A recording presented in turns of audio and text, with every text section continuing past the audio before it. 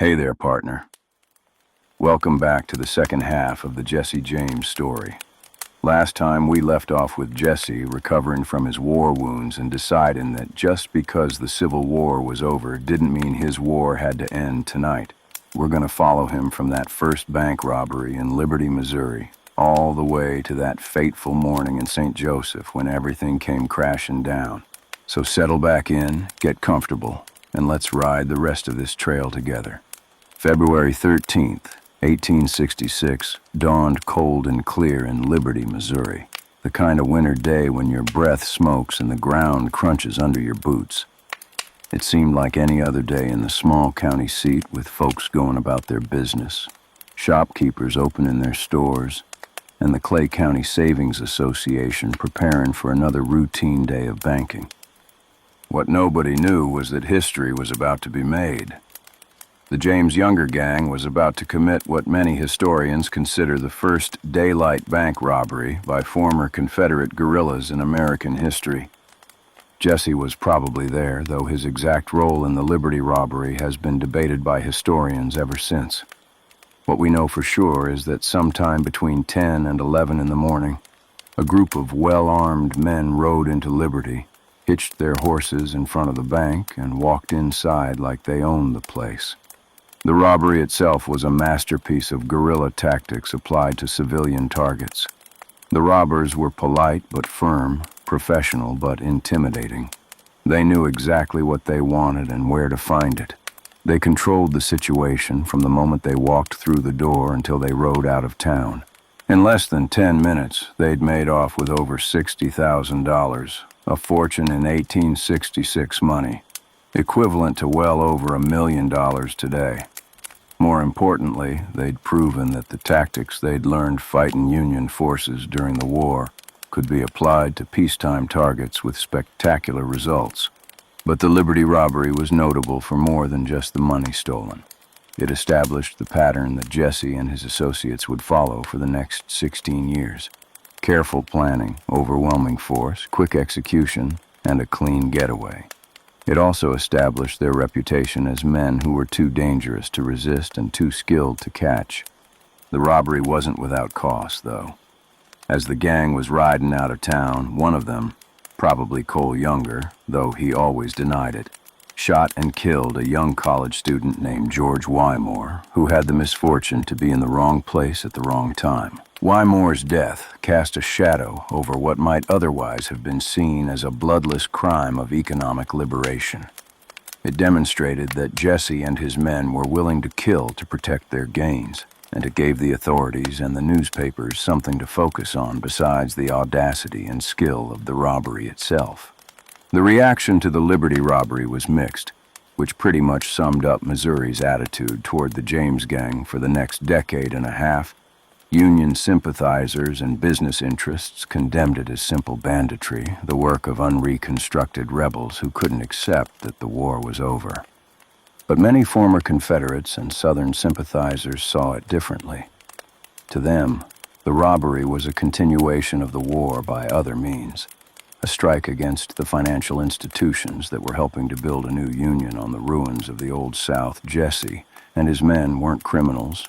They were freedom fighters, modern-day Robin Hoods who were taken from the rich Yankees and their collaborators. The newspapers, smelling a good story, played up both angles. Jesse James became a folk hero and a villain at the same time, depending on which paper you read and which side of the war you'd been on. The mythology was already beginning to form around a man who was barely old enough to vote. More robberies followed in quick succession. Banks in Lexington, Richmond, and other Missouri towns fell victim to what was clearly the same gang, operating with the same methods and the same success.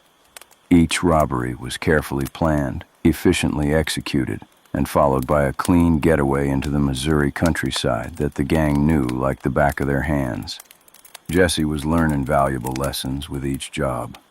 How to gather intelligence about a target, how to plan multiple escape routes, how to manage a gang of strong-willed men who were used to making their own decisions.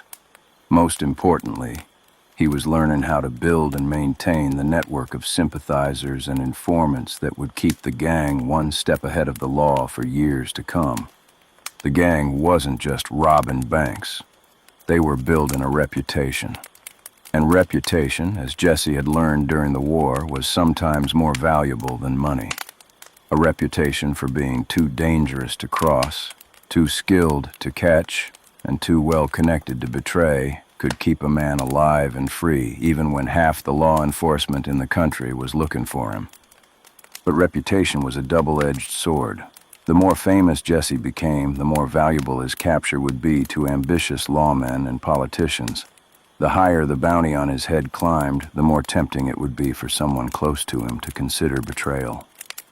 Jesse understood this, but he probably figured he could manage the risks. After all, he'd been managing mortal danger for years, and he was still alive and free. He had loyal men around him, friends and family who'd never betray him, and enough money and firepower to handle any threat that came his way.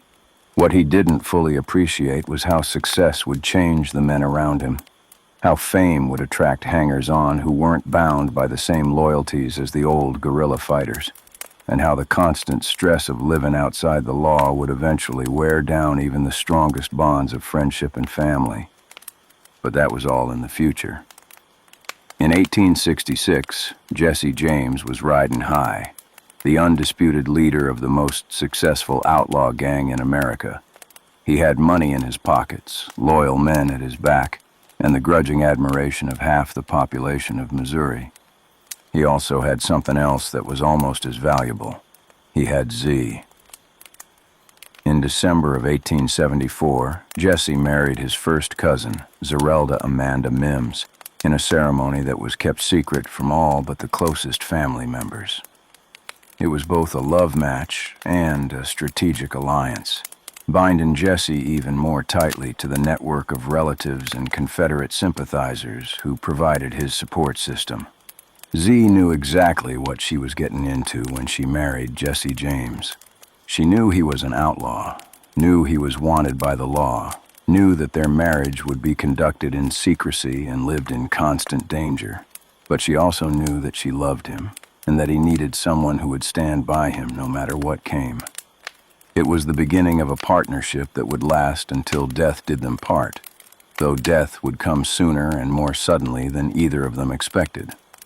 By 1869, the James gang had expanded their operations beyond simple bank robbery.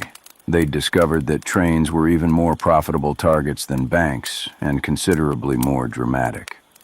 There's something about stopping a train in the middle of nowhere, forcing the passengers to hand over their valuables, and riding off into the night that captures the imagination in a way that walking into a bank never quite could.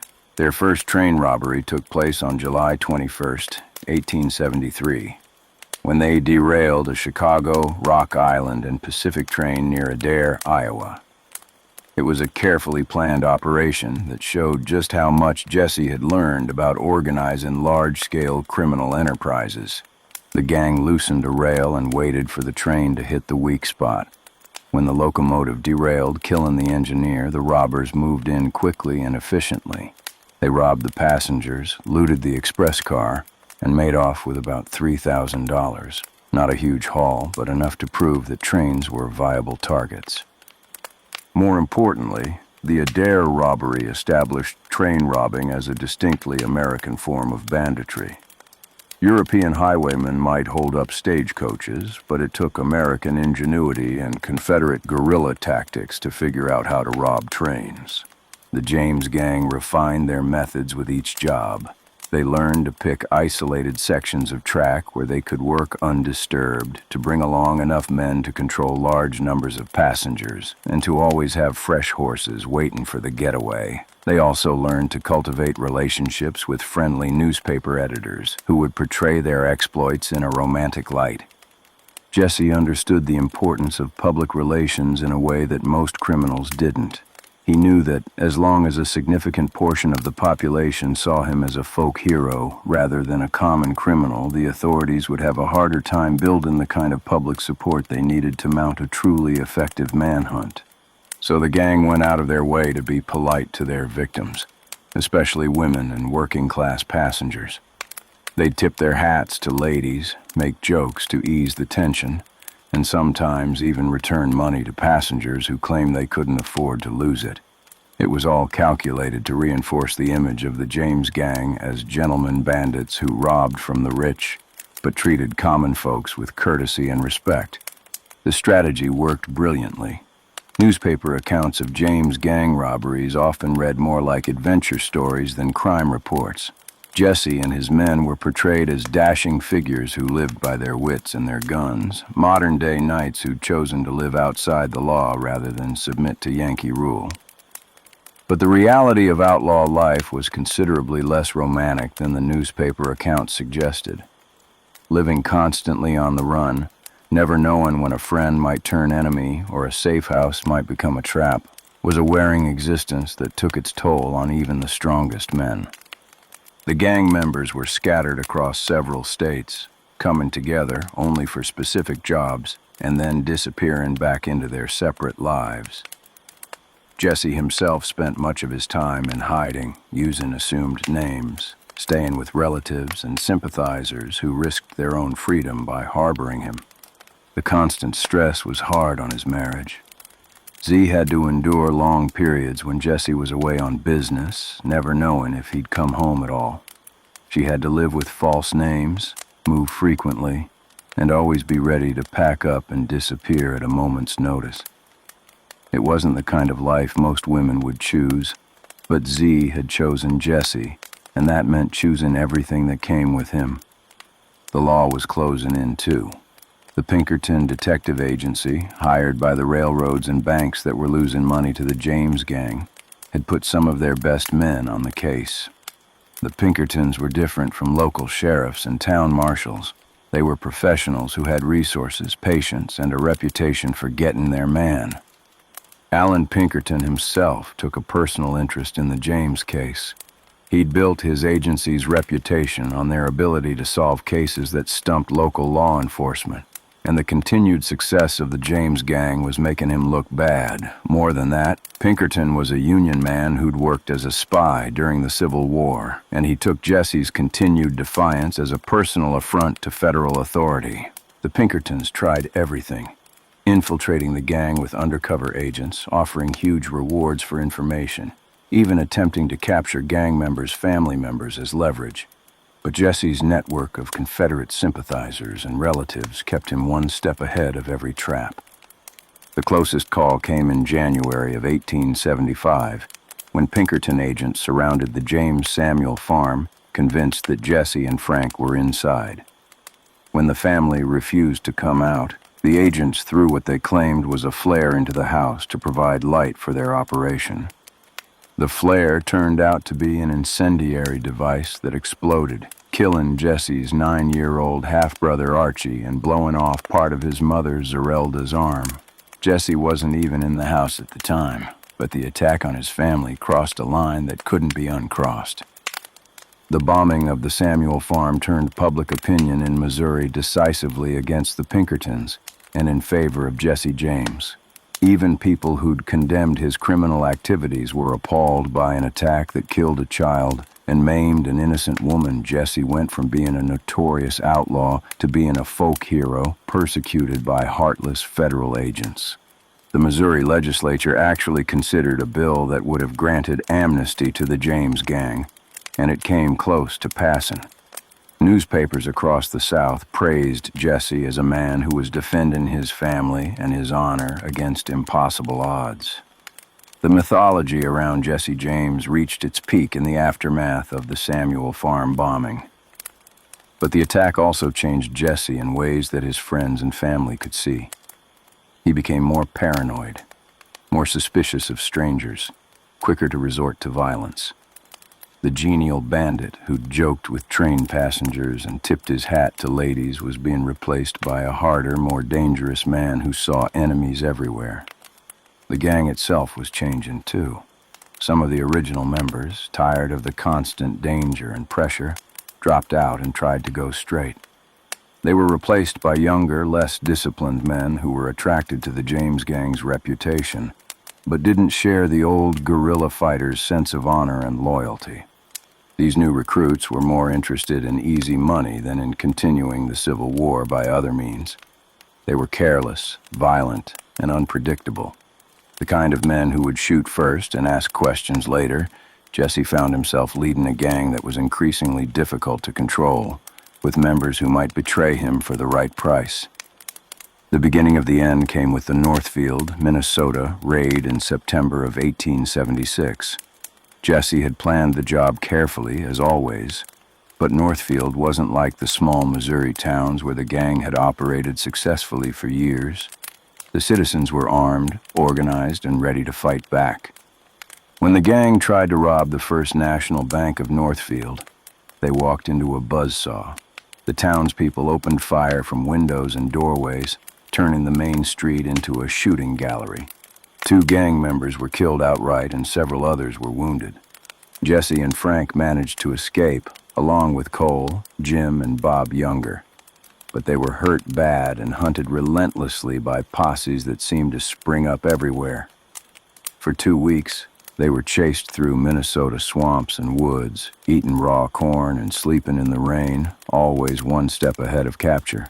Finally, exhausted and desperate, the younger brothers decided they'd had enough. They surrendered to authorities, expecting to be hanged, but hoping at least to die with some dignity. Jesse and Frank, however, managed to slip away and make it back to Missouri. The Northfield raid was a disaster for the James gang. Half the members were dead or captured. Jesse's reputation for invincibility was shattered, and the remaining gang members were scattered and demoralized. More importantly, it demonstrated that the gang's methods, which had worked so well in Confederate-friendly Missouri, couldn't be transferred successfully to hostile territory. Jesse tried to rebuild the gang, recruiting new members and planning new jobs, but it was never the same. The men who joined him now were motivated primarily by greed rather than loyalty, and they lacked the discipline and skill of the old guerrilla fighters. The final betrayal was already taking shape, though Jesse didn't see it coming until it was too late. By 1881, Jesse James was a tired man. He was 34 years old, but the 16 years he'd spent as an outlaw had aged him beyond his years. The constant stress of living on the run, sleeping with one eye open and never knowing who he could trust had worn him down in ways that bullets and physical hardship never could. The gang was essentially finished. The younger brothers were in prison, most of the original guerrilla fighters were dead or retired, and Jesse was having trouble finding reliable men to replace them. The new recruits were either too young and inexperienced or too old and desperate. Men who'd join any gang for a chance at easy money, but who couldn't be trusted when things got rough. Jesse and Z were living under assumed names in St. Joseph, Missouri, trying to maintain some semblance of a normal family life. Jesse was calling himself Thomas Howard, and he'd grown a beard and put on weight in an attempt to disguise his appearance. To their neighbors, they seemed like an ordinary couple with young children, perhaps a traveling salesman and his wife, but the pretense was wearing thin. Jesse was paranoid about strangers, suspicious of neighbors, and increasingly prone to violent outbursts over minor provocations. Z was exhausted from years of constant moving, false identities, and the ever-present fear that each day might be the last they'd have together. Jesse knew he needed to pull off one more big job, something that would provide enough money for him and his family to disappear permanently, maybe to South America where American law couldn't reach them. He'd been planning a bank robbery in Platte City, Missouri, and he needed men he could trust to help him pull it off. That's where Charlie and Robert Ford came in. The Ford brothers were small-time criminals from Ray County, Missouri, who'd heard about Jesse's reputation and wanted to join his gang. They seemed eager to prove themselves, and Jesse was desperate enough to take a chance on them. What Jesse didn't know was that the Ford brothers had already been talking to the authorities. Governor Thomas T. Crittenden had put a $10,000 reward on Jesse's head, dead or alive, and that kind of money was more than the Fords could hope to make in a lifetime of honest work. The Fords had been staying at Jesse's house in St. Joseph, supposedly helping him plan the Platte City job. Jesse trusted them enough to let them into his home, around his wife and children, which showed just how isolated and desperate he'd become. On the morning of April 3rd, 1882, Jesse was in his living room with the Ford brothers, discussing the details of the upcoming robbery.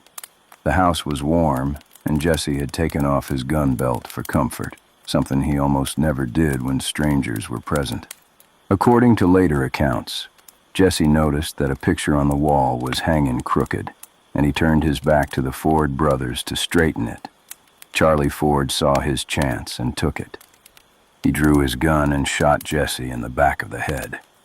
Jesse James, the most famous outlaw in American history, died instantly at the age of 34. The man who'd survived countless gun battles, who'd outrun posses across half the country, who'd been wounded multiple times but always managed to escape, was killed by a coward's bullet in his own living room. The Ford brothers immediately turned themselves in to the authorities, claiming the reward money and expecting to be treated as heroes. They were briefly arrested for murder, but Governor Crittenden quickly pardoned them, and they collected their blood money. The reaction to Jesse's assassination was immediate and intense. Even people who'd condemned his criminal activities were appalled by the manner of his death. To be shot in the back in his own home, by men he'd trusted, seemed like a betrayal of even the loose code of honor that was supposed to govern such things. Newspapers across the country carried the story, and most of them portrayed the Ford brothers as treacherous cowards rather than heroic lawmen. The folk ballad Jesse James was written within months of his death, with its famous refrain, "That dirty little coward that shot Mr. Howard has laid poor Jesse in his grave." Charlie Ford became one of the most hated men in America. He tried to capitalize on his notoriety by touring in a stage show about the killing, but audiences usually booed him off the stage. He was eventually shot and killed in Colorado by a man who claimed to be avenging Jesse's death. Robert Ford lived longer, but not much better. He opened a saloon in Colorado, but his past followed him everywhere. He was eventually shot and killed in 1892 by Edward O'Kelly, who became something of a folk hero himself for killing Jesse's assassin. Jesse was buried in the yard of the James family farm, and his grave immediately became a pilgrimage site for people who saw him as a symbol of resistance to federal authority and corporate power. Z lived for another 58 years, always insisting that her husband had been driven to outlawry by circumstances beyond his control. Frank James surrendered to authorities 6 months after Jesse's death, stood trial for his crimes, and was acquitted by sympathetic Missouri juries. He lived peacefully for the rest of his life, working various jobs and occasionally appearing at county fairs and Wild West shows to tell stories about the old days. So what do we make of Jesse James, now that more than a century has passed since Bob Ford's bullet ended his violent career?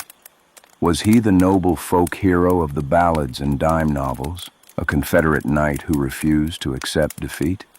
Or was he just a common criminal who used politics and family loyalty to justify a life of theft and violence? The truth, as usual, is probably somewhere in between. Jesse James was a product of his time and circumstances, shaped by a brutal war that taught him that violence was often the most effective solution to complex problems. He was also a man of genuine charisma and intelligence, capable of inspiring fierce loyalty in his followers and grudging admiration from his enemies. But he was also a killer who showed little remorse for the lives he'd taken, a thief who stole from ordinary working people as well as wealthy corporations, and a man whose need for revenge and excitement ultimately destroyed his family's peace and his own chance at a normal life.